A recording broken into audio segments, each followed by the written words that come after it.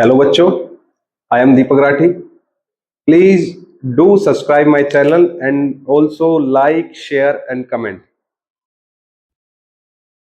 Hello बच्चों, आज 11th class का चैप्टर नंबर 7 हम स्टार्ट करने वाले, fundamental of anatomy and physiology. बड़ा इंपॉर्टेंट चैप्टर है एंड 12th में भी बच्चे इसका कुछ पार्ट्स आए, इसके कुछ पार्ट आए, जैसे एनाटॉमी अभी पढ़ लेंगे, फिजियोलॉजी 12th में। ठीक है, तो इस चैप्टर को ध्यान से देखना। अब शुरू करते हैं। सबसे पहले यूनिट नंबर 7 है कि एनाटॉमी क्या है। दो वर्ड है, एनाटॉमी एंड फिजियोलॉजी। क्वेश्चन आपके पेपर में यही आएगा, what do you mean by anatomy या what do you mean by physiology.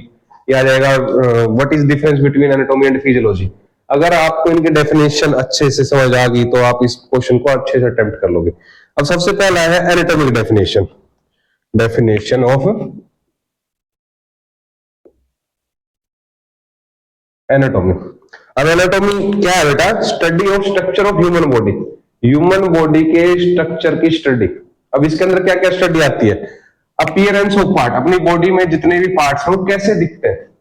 Heart कैसा दिखता है, लंग्स कैसे दिखते हैं, किडनी कैसी दिखती है। साथ में the material from which they are composed of, वो पार्ट्स वो किस किस से बने हैं। जैसे अपना हार्ट बना है कार्डियक मसल से, ठीक है, और अपने ये अदर ऑर्गन्स बने स्मूथ मसल से। ये किससे बने हैं? फिर आता है लोकेशन ऑफ पार्ट, वो पार्ट कहां पे लोकेटेड है। हार्ट कहां पे है, लंग्स कहां पे है, लीवर्स कहां पे है, लीवर कहां पे है, किडनी कहां, वो सब कुछ। उसके बाद रिलेशन विद अदर पार्ट्स, वो एक ऑर्गन दूसरे पार्ट से कैसे रिलेटेड है। जैसे लीवर है स्टमक से रिलेटेड है, ठीक है, बाइल जूस प्रोड्यूस करता है। तो ये सब हमें पता चलता है एनाटॉमी से।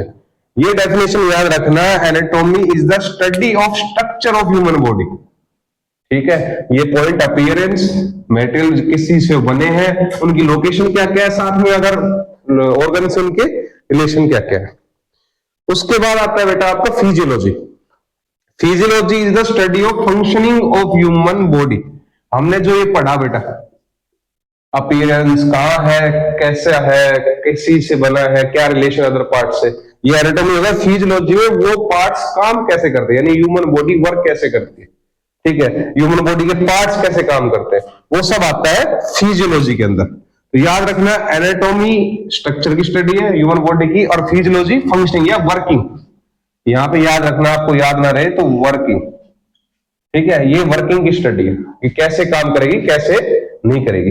अब आता है बेटा next topic, importance of physiology and anatomy. कि इसकी इंपॉर्टेंस क्यों है, क्यों हमें ये पढ़ना पड़ रहा है बेटा, क्यों हम इसको पढ़ रहे हैं। अब इसमें नेक्स्ट आता है बेटा importance of anatomy and physiology. कि जो एनाटॉमी एंड फिजियोलॉजी की इंपॉर्टेंस क्यों पढ़ते हैं हम ये। डेफिनेशन मैंने बताई, एनाटॉमी स्ट्रक्चर की स्टडी, ठीक है, और फिजियोलॉजी वर्किंग। याद रखना कि कैसे कोई काम करता है, वैसे इस चीज को याद रखना, अपने आप डेफिनेशन याद आ जाएगी। अब आता है बेटा एनाटॉमी एंड फिजियोलॉजी की इंपॉर्टेंस क्या है। सबसे पहले आती है बेटा आपकी importance, helps in physical fitness. आपकी हेल्थ को अच्छा रखना, आपकी फिटनेस को बनाए रखने में हेल्प करता है बेटा। नेक्स्ट आते हैं बेटा इसका, provide knowledge about body structure. जो आपका बॉडी स्ट्रक्चर है बेटा, उसकी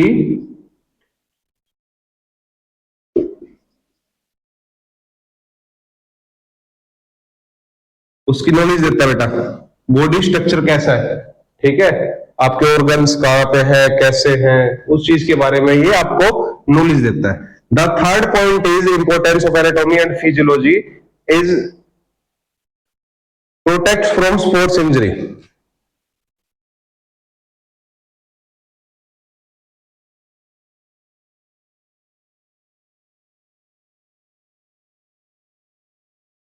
अब इस पॉइंट को ध्यान से सुनो बेटा। प्रोटेक्ट स्पोर्ट्स इंजरीज को कैसे मतलब प्रोटेक्ट करता है, देखो स्पोर्ट्स में डिफरेंट डिफरेंट इक्विपमेंट बनते हैं, डिफरेंट डिफरेंट गियर्स बनते हैं, ठीक है।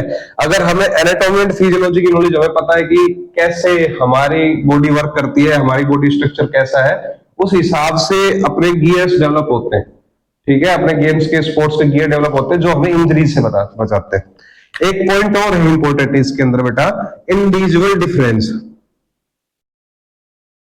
इंडिविजुअल डिफरेंस, अब ये क्या है बेटा?